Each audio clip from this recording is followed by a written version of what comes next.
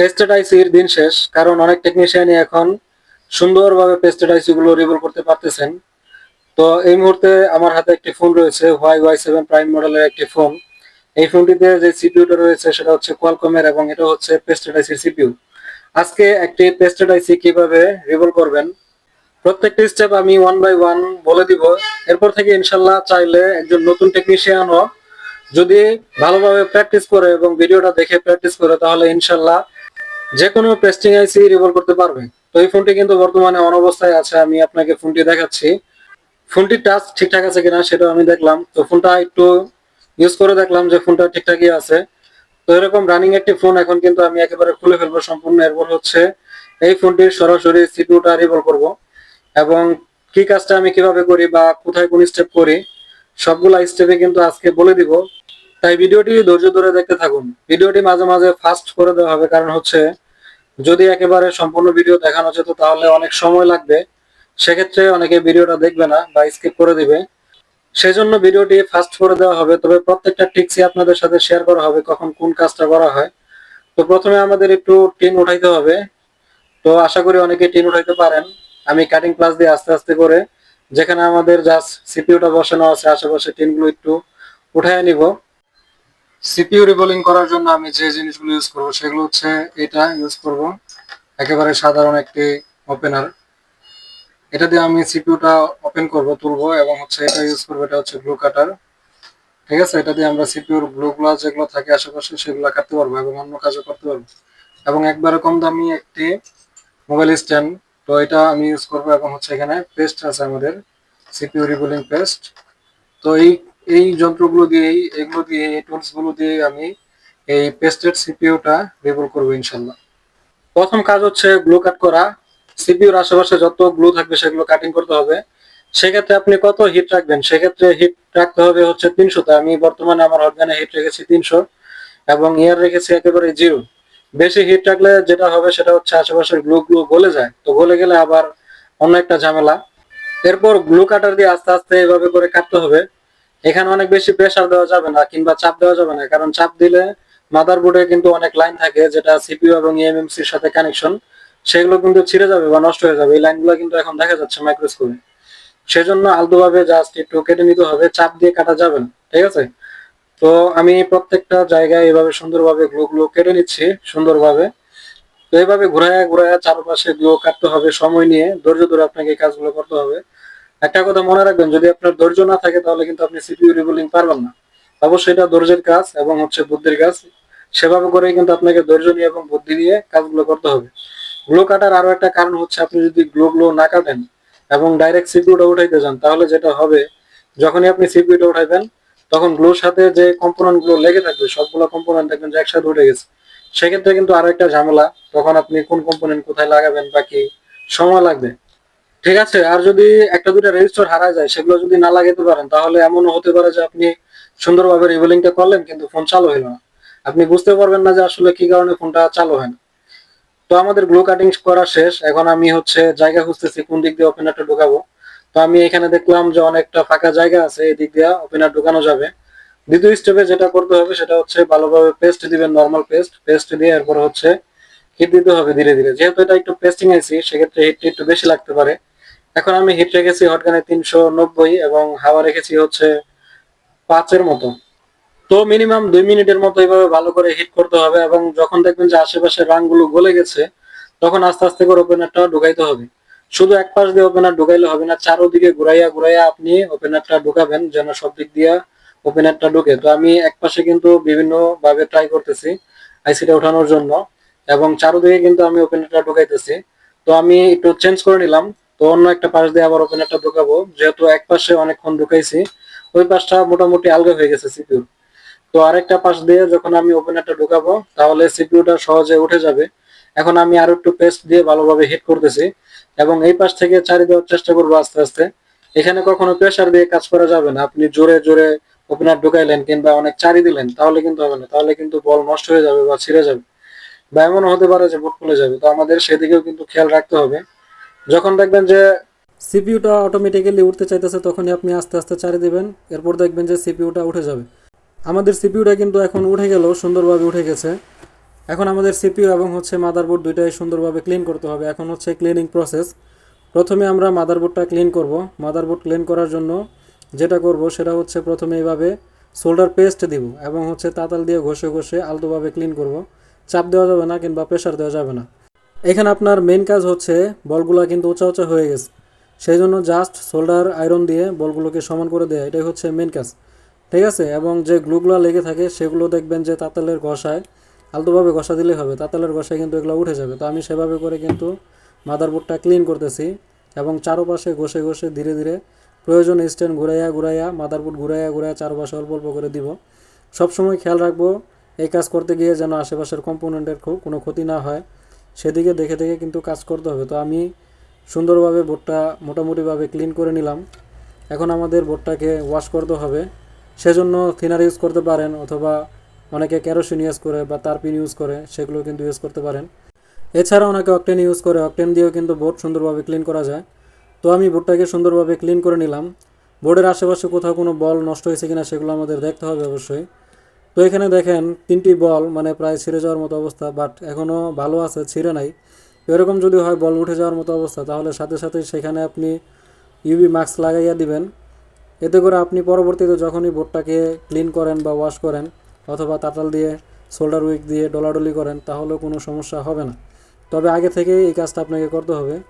যদি এমন হয় যে বল উঠে যাচ্ছে এবং সেখানে আপনি তাতাল দিয়ে প্রেশার করতেছেন, তাহলে কিন্তু বলগুলো ছিঁড়ে যাবে। ছিঁড়ে গেলে কিন্তু পরে অন্য একটা সমস্যা তৈরি হবে, তখন সেই বলগুলোকে আবার কানেক্ট করতে হবে। তো আমি প্রথমে এখানে জাস্ট ইউভি মাস্ক, ইউভি যে গ্লুটা থাকে সেটা দিয়ে দিলাম। এরপর এখানে লাইট ইউজ করলে এই জায়গাটা শক্ত হয়ে যাবে এবং এই বলগুলো আর নষ্ট হবে না। আমি যদি এখানে শোল্ডার উইক দিয়ে ক্লিন করি তারপরেও কোনো সমস্যা হবে না। তো আমি বোর্ডটাকে মোটামুটিভাবে ক্লিন করে নিয়েছি এবং বলগুলোকে সমান করে নিয়েছি। তো এখানে আরও 2টা লাইন আমি দেখতে পারলাম যে আসলে উঠে গেছে। এর মধ্যে একটা লাইন হচ্ছে এনসি লাইন, কিন্তু আরেকটা লাইনের মান আছে, মানে আরেকটা লাইন রিয়েল লাইন। এই লাইনটা আমাদের জাম্পার করে দিতে হবে বা যে কোনোভাবে একটা বল লাগাইতে হবে। সেই জন্য আমি একটা ট্রিক্স অ্যাপ্লাই করব, সেটা হচ্ছে পুরান কোনো মাদারবোর্ডের সিপিইউ, এটা হচ্ছে একটা নষ্ট মাদারবোর্ড এবং এটার সিপিইউটা ওঠানো আছে। এইখান থেকে একটা বল আমি সংগ্রহ করব, নিব, নিয়ে যেখানে আমাদের বলটা উঠে গেছে সেইখানে আমি লাগাই দিব। তো এখানে আমি একটি বল নিতেছি, সেজন্য আমি এই বলটাকে একটু ঘষে নিতেছি এবং লাইনটা বের করে নিতেছি। এরপর হচ্ছে এটা একটা ধারালো ব্লেড লাগে। 3D যে ব্লেডগুলো পাওয়া যায় মার্কেটে, সেই ধরনের ব্লেড দিয়ে কাজ করলে ভালো, তাহলে সহজে উঠে যাবে এবং ব্লেডের ধার যত বেশি থাকবে তত স্মুথভাবে আপনি কাজটা করতে পারবেন। তো এখন আমি বলটাকে কিন্তু উঠাইতেছি, বোর্ড থেকে উঠাইয়া এই বলটাকে আমি আবার যে বলটা ছিঁড়ে গেছে সেটার সাথে কানেক্ট করে দিব। তাহলে ইনশাল্লাহ আমাদের কাজ হয়ে যাবে, অন্য কোনো কিছু করতে হবে না। তো ব্লেড দিয়ে এইভাবে আলতোভাবে চারি দিতে হবে। আস্তে আস্তে চারি দিলে বলটা সুন্দরভাবে উঠে যাবে এবং বলটা আমি মাদারবোর্ড থেকে কেটে নিলাম। ঠিক আছে, তো বলটা আমি এবার মাদারবোর্ড থেকে টুইজার দিয়ে তুলে নিব এবং সেই বলটা আমাদের যে বলটা মিসিং আছে সেইখানে বসাই দেবো। দেখতেই পাচ্ছেন এই হচ্ছে আমাদের সেই বোর্ড যেখানে বলটা মিসিং ছিল। এখানে একটু ঘষে লাইন বের করে নিতে হবে। এরপর হচ্ছে বলটা আমরা তাতাল দিয়ে ঝালাই করে দিব। সেক্ষেত্রে আপনি কোন তাতালটা ইউজ করবেন, সেক্ষেত্রে যে কোনো তাতাল ইউজ করলেই হবে, তবে তাতালের বিটটা যদি চিকুন থাকে, কারণ মার্কেটে চিকুন বিট পাওয়া যায় আবার চ্যাপ্টা বিটও পাওয়া যায়। চিকুন বিট দিয়ে কাজ করলে আপনি সহজে এখানে জ্বালাইটা করতে পারবেন। চ্যাপ্টা বিটে হয় কি, আপনি যখন চ্যাপ্টা বিট দিয়ে কাজ করেন তখন দেখা যায় যে একটা কাজ করতে গিয়ে অন্য জায়গায় আবার জ্বালাই লেগে যায়, এরকম একটা প্রবলেম চলে আসে। সেক্ষেত্রে চিকুন বিট দিয়ে কাজ করতে পারলে সহজে এক চান্সে জ্বালাইটা করা যায়। সেজন্য আমি চিকুন বিটটা ইউজ করব এখানে, এবং এখানে এখন আমি সেই বলটা বসাই দেওয়ার জন্য ট্রাই করতেছি। তো বলটা আমরা সুন্দরভাবে টুইজার দিয়ে এভাবে ধরলাম, ধরে এরপরে তাতাল দিয়ে জ্বালাই দিলে কিন্তু এটা সুন্দরভাবে বসে যাবে।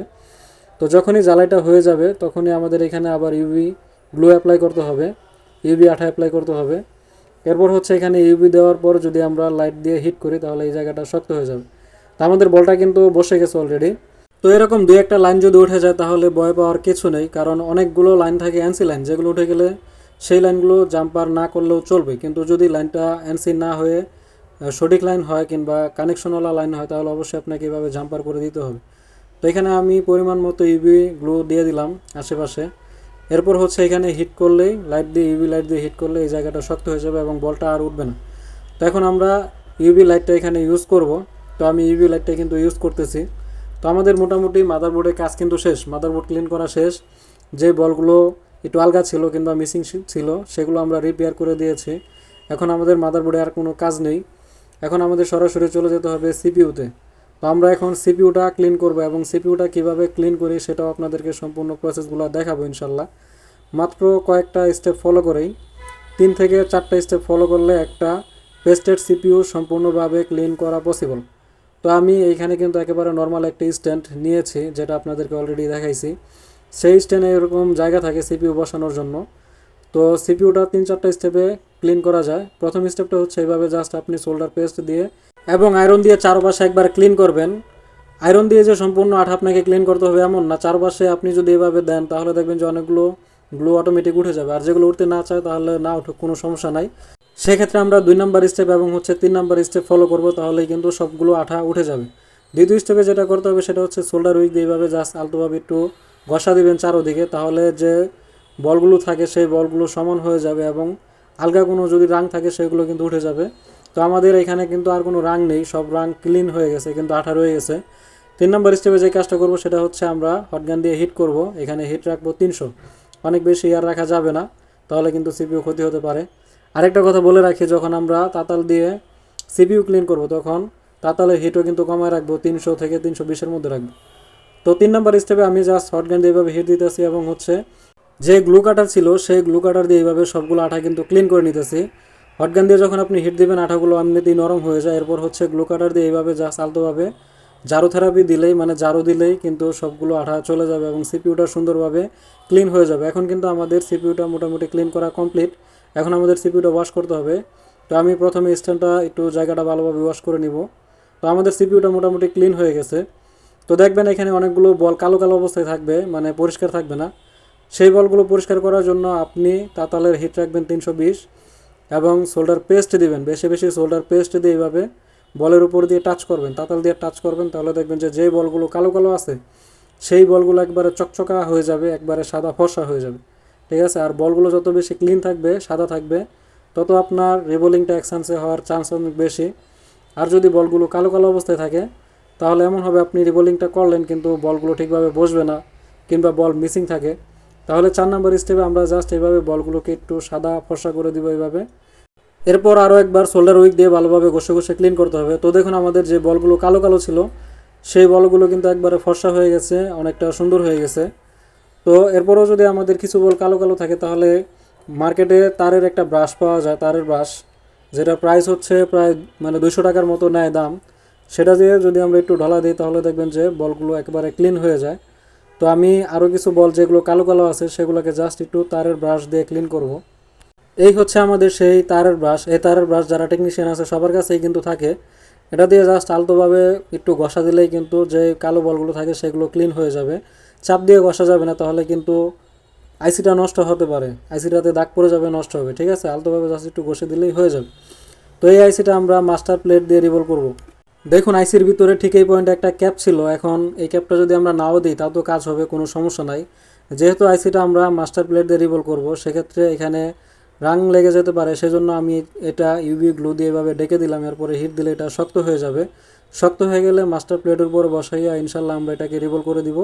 আর মাস্টার প্লেট প্রত্যেকটা টেকনিশিয়ানের কাছেই থাকে। তো যারা যারা রিভলিংটা আরও বেশি প্র্যাকটিস করতে চান, যদি আপনারা মাস্টার প্লেট দিয়ে প্র্যাকটিস করেন তাতেও কোনো সমস্যা নাই, ইনশাল্লাহ আপনি আরও বেশি দক্ষ হবেন এবং হচ্ছে পরবর্তীতে চাইলে আপনি সিপিইউ রিবলের যে আলাদা প্লেট থাকে সেগুলোও কিনতে পারবেন।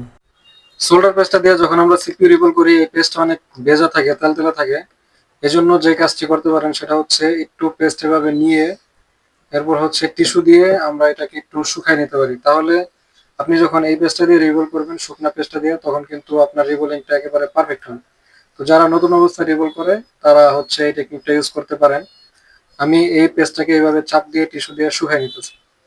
ঠিক আছে, তো এই শুকনা পেস্টটা যখন আমরা ইউজ করব তখন কিন্তু আর বল ছোট বড় হবে না, বল ফুলে যাবে না বা অন্য কোনো সমস্যা আসবে না। তো আমি এই কাজটাই করব। এই পেস্টটাই হচ্ছে সিপিইউ রিবোলিং করার সময় এই পেস্টটা আমি দিয়ে দিব। এরপরে দেখবেন যে মাস্টার প্লেট দিয়েও চাইলে সুন্দরভাবে সিপিইউটা রিবোল করা যাবে। এই পেস্টটি কিন্তু এখন সম্পূর্ণভাবে শুকিয়ে গেছে, এই পেস্টটা হচ্ছে আমি ইউজ করব। এখন সিপিইউটা আমি রিভল করতেছি, মাস্টার প্লেটের নিচে আমি সুন্দরভাবে সিপিইউটা বসাই দিছি এবং ধীরে ধীরে হিট দিতেছি। এখানে এখানে আমি হিট রাখছি হচ্ছে 300-র মতো, 300-তে, এবং হাওয়া রাখছি 0, একেবারে হাওয়া কম রাখতে হবে। হাওয়া যদি বেশি রাখেন তাহলে প্লেট ফুলে যায়। তো আমাদের সিপিইউটা রিভল হয়ে গেছে। দ্বিতীয়বার আমি জাস্ট এখানে একটু নর্মাল পেস্ট দিয়ে আরও একবার রিভল করব। যখন আপনি নর্মাল পেস্ট দিয়ে আরও একবার হিট দিবেন তাহলে যে ফলটা আপনি পাবেন সেটা হচ্ছে আলগা কোনো বল যদি থাকে তাহলে সেই বলগুলো সুন্দরভাবে সিপিউর সাথে কানেক্ট পেয়ে যাবে। তো আমাদের সিপিইউ রিভল করাটা শেষ, আমরা সিপিইউটা উঠাবো। এখানে অনেক এক্সট্রা বল থাকবে, যেহেতু এটা মাস্টার প্লেট দিয়ে রিভল করা, সেই বলগুলোকে আমাদের ক্লিন করতে হবে। এভাবে ব্রাশ দিয়ে ক্লিন করলে সেই বলগুলো সিপিইউ থেকে সরে যাবে। তো আমাদের আলগা বল যেগুলো সেগুলো সরে গেছে। সিপিইউতে কিছু বল মিসিং অবস্থায় রয়ে গেছে, মাস্টার প্লেট দিয়ে রিভল করলে এরকম বল মিসিং থাকতে পারে, সেক্ষেত্রে কোনো সমস্যা নাই। যে বলগুলো মিসিং সেগুলো একটু কালো ছিল, যার কারণে বলগুলো মিসিং হয়ে গেছে, সেই বলগুলোকে একটু ক্লিয়ার করে পরিষ্কার করে এরপর হচ্ছে দ্বিতীয়বার আমরা আরেকবার রিভল করব। তো আমি মাস্টার প্লেটে বসাইছি এবং আমি পেস্ট দিয়ে দেবো এখানে। প্রথমবার যখন পেস্ট দিয়েছিলাম সেটা ভিডিওতে দেখাইতে পারি নাই, বাট দ্বিতীয়বার যখন পেস্ট দিচ্ছি সেটা আমি দেখাচ্ছি। এভাবে পেস্ট দিতে হবে এবং পেস্টটা ভালোভাবে চারদিকে ঘুরায় ঘুরায় ডলে দিতে হবে। যে পেস্টটা আমরা টিস্যু দিয়ে শুকাইছিলাম সেই পেস্টটা এখানে দিচ্ছি এবং এভাবে শুকনা পেস্ট গুলো দিলে আপনার এক্সট্রা যে তেলতেলা ভাবটা সেটা থাকবে না এবং নিট এন্ড ক্লিন থাকবে উপরে। এভাবে করে রিভল করলে এক্সান্সে রিভল হওয়ার সম্ভাবনা কিন্তু অনেক বেশি থাকে। আর যদি মাস্টার প্লেট ছাড়া আপনি রিভল করেন অ্যাকুরেট প্লেট দিয়ে তাহলে কিন্তু এক্সান্সে রিভল হয়ে যায়। যেহেতু এটা মাস্টার প্লেট, প্রথমবার রিভল না হলেও সেকেন্ড টাইম রিভল করলে একবারে 100% ভাবে সবগুলো বল ইনশাল্লাহ রিভল হয়ে যাবে। তো আমি দ্বিতীয়বার আরো একবার রিভল করলাম। এখন আমি জাস্ট একটু নর্মাল পেস্ট দিব, আগের মতোই নর্মাল পেস্ট দিয়ে হিট করব, যেন এখনো যদি কোনো আলগা বল থাকে তাহলে সেই বলগুলো সুন্দরভাবে কানেকশন পেয়ে যাবে। তো নর্মাল পেস্ট দেওয়া শেষ, এখন আমাদের এখানে হিট করতে হবে। এখানে আমি হিট রেখেছি আগের মতোই 300 এবং হাওয়া একেবারে 0। হাওয়া যদি আপনি বাড়ায় দেন তাহলে কিন্তু অনেক সময় প্লেট ফুলে যায় এবং রিভল নষ্ট হয়ে যাবে। তো আমাদের রিভলিংটা দ্বিতীয়বারের মতো শেষ। এবার আমরা আইসিটাকে আবার খুলে ফেলবো, খুলে দেখবো যে আমাদের আর কোনো বল মিসিং আছে কিনা। তো আইসি ওঠানোর সময় যে কাজটা করতে পারেন সেটা হচ্ছে হালকা একটু অল্প একটু থিনার বা তারপিন যদি থাকে সেটা দিয়ে দিতে পারেন, তাহলে সুন্দরভাবে আইসিটা খুলে যাবে। তো আমাদের এখানে আরো একবার আইসিটা ক্লিন করতে হবে, কারণ এইবারের মতো এখানে কিন্তু এক্সট্রা অনেক বল থাকবে যেহেতু এটা মাস্টার প্লেট। এখন আমি আইসিটাকে আরো একবার ক্লিন করতেছি থিনার দিয়ে বারবার। তো এখানে আর কোনো বল কিন্তু মিসিং নাই। এবার কিন্তু দ্বিতীয়বারের মতো যখন রিভল করলাম তখন কিন্তু সবগুলো বল সুন্দরভাবে রিভলিং হয়ে গেছে। তো আমাদের আইসিটা এখন বসানোর জন্য উপযুক্ত হয়ে গেছে। আইসিটাকে এখন আমরা মাদারবোর্ডে সুন্দরভাবে বসাই দিব। তাই হচ্ছে আমাদের মাদারবোর্ড। প্রথমে আমরা বোর্ডে অল্প পরিমাণে নরমাল পেস্ট এভাবে চারদিকে দিয়ে দিতে পারি। এখন আমাদের আইসিটাকে বসাইতে হবে, অবশ্যই নসপয়ের মিলাইয়া এখানে বসাইতে হবে, অথবা যে ডিজাইনটা থাকে আইসি সেই ডিজাইন মিলাইয়া বসাইলেই হবে। আইসি বসানোর সময় অবশ্যই খেয়াল রাখতে হবে যেন আইসিটা সুন্দরভাবে চারপাশে বসে, বর্ডার বরাবর বসে এবং কোনো বল যেন আশেপাশে না দেখা যায়। আইসি বসানো হয়ে গেছে, এখন আমরা হিট করবো আইসিতে। এখানে আমি হিট রাখছি 350 এবং হাওয়া প্রথমবার হচ্ছে 0 রাখবেন। এরপর ধীরে ধীরে হিট করতে হবে। যখন আইসিটা মোটামুটি ভাবে বসে যাবে অনেকটা, তারপর হচ্ছে আমরা হাওয়া বাড়াইয়া দিয়ে এবং হচ্ছে পেস্ট দিয়ে এরপরে হিট করব। এবার কিছুটা হাওয়া বাড়াইয়া আমি হিট করতেছি এবং হিট রাখছি 380 এবং হাওয়া রাখছি হচ্ছে 4। তো দেখবো যখন আশেপাশে রাংগুলো গলে গেছে এবং ভিতর থেকে পেস্ট গুলা বের হয়ে আসবে এরকম মনে হবে, তখন আমরা জাস্ট আইসিটাকে একটু নড়াচড়া করে দিব, নাড়াই দিব, তাহলে আমাদের আইসিটা কিন্তু পারফেক্ট ভাবে বসে যাবে। তো দেখতেই পাচ্ছেন আশেপাশের আঙ্গুলো গলে গেছে এবং ভেতর থেকে নর্মাল যে পেস্টটা দেওয়া হয়েছে সেই পেস্টটা কিন্তু বেরিয়ে আসছে। তো এখন এই সময় হচ্ছে আইসিটাকে একটু নাড়াই দেওয়া। তো টুইজার দিয়ে আমি জাস্ট একটু হালকা ভাবে নাড়াই দিলাম আইসিটা। আমাদের কাজ কিন্তু কমপ্লিট। এখন আইসিটা ঠান্ডা হওয়া পর্যন্ত আমাদের অপেক্ষা করতে হবে। আইসি রিবোলিং সম্পূর্ণভাবে কমপ্লিট। এবার আমরা মাদারবোর্ডটাকে স্ট্যান্ড থেকে আলাদা করে নিলাম। মাদারবোর্ডটা আমাদের একটু ক্লিন করে নিতে হবে। আইসির উপর যে পেস্ট আছে সেটা একটু টিস্যু দিয়ে পরিষ্কার করে নিলাম। এরপর হচ্ছে মাদারবোর্ডটা আমাদের চেকিং করার পালা। তো আমি মাদারবোর্ডটা মোবাইলের সাথে কানেক্ট করবো এবং সবকিছু কানেক্ট করার পর ফোনটা অন করার ট্রাই করবো। এখন ফোনটাকে অন করে দেখার পালা ফোনটা পুরোপুরি ভাবে অন হয় কিনা, সেজন্য কিছুক্ষণ অপেক্ষা করতে হবে। তো দেখুন আমাদের ফোনটা কিন্তু সম্পূর্ণভাবে অন হয়ে গেছে আলহামদুলিল্লাহ, এবং আমাদের ফোনের টাচ সহ কিন্তু কাজ করতেছে, তার মানে আমাদের কাজটা কিন্তু সাকসেস হয়েছে।